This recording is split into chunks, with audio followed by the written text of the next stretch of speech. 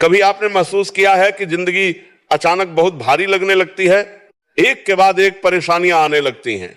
कभी पैसे की दिक्कत, कभी रिश्तों में तनाव, कभी मन का अकेलापन, और ऐसे समय में मन में सबसे बड़ा सवाल यही उठता है, क्या भगवान मुझसे नाराज हैं, या मैंने ऐसा क्या किया जो मेरे साथ ही ऐसा हो रहा है। भक्तों, आज मैं तुम्हें एक ऐसी सच्चाई बताने जा रहा हूं जो अगर तुमने समझ ली तो तुम अपनी हर परेशानी को देखने का नजरिया बदल दोगे।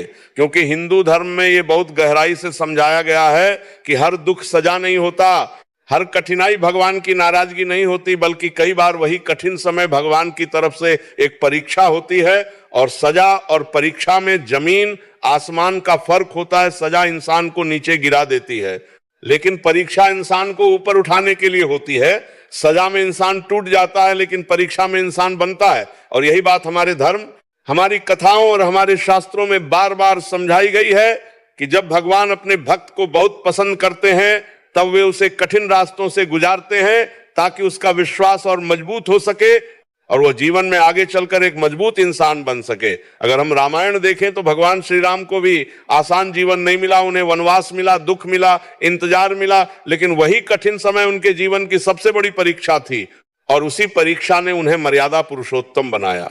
अगर हम महाभारत देखें तो पांडवों का जीवन भी आसान नहीं था, उन्हें राजपाट से लेकर जंगल तक सब सहना पड़ा, लेकिन वही संघर्ष उनकी परीक्षा थी। और अगर हम भक्त प्रहलाद की बात करें तो उनके सामने तो खुद उनके पिता ही सबसे बड़ा विरोधी बन गए थे, लेकिन फिर भी उन्होंने भगवान विष्णु का नाम नहीं छोड़ा।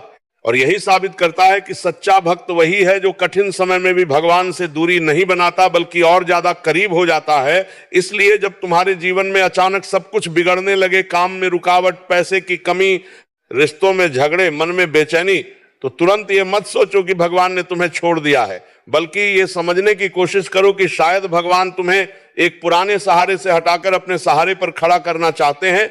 क्योंकि इंसान अक्सर दूसरों पर इतना निर्भर हो जाता है कि वह खुद की ताकत और भगवान की ताकत दोनों भूल जाता है। और जब जीवन में सब सहारे टूटते हैं तब इंसान समझता है कि असली सहारा बाहर नहीं बल्कि अंदर है, यानी भगवान का सहारा।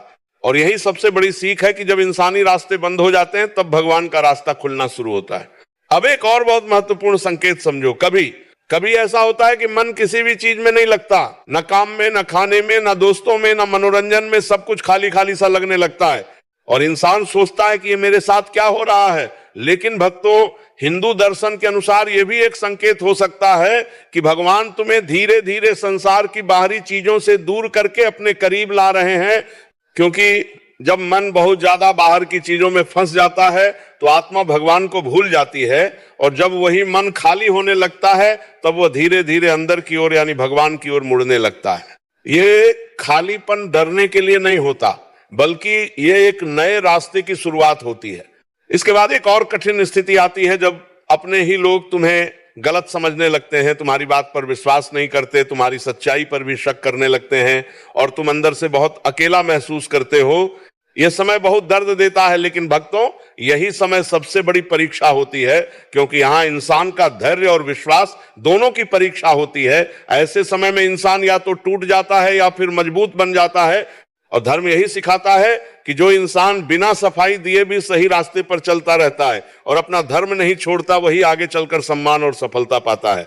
कभी कभी ऐसा भी होता है कि पुराने दर्द, पुरानी यादें, पुरानी गलतियां फिर से मन में आने लगती हैं और इंसान सोचता है कि मैं इन्हें भूल क्यों नहीं पा रहा। लेकिन भक्तों, यह भी एक संकेत हो सकता है कि भगवान तुम्हें तुम्हारे अंदर की पुरानी गांठों से मुक्त करना चाहते हैं। क्योंकि जब तक इंसान अपने पुराने दर्द को पूरी तरह स्वीकार नहीं करता तब तक वह नया जीवन नहीं जी पाता।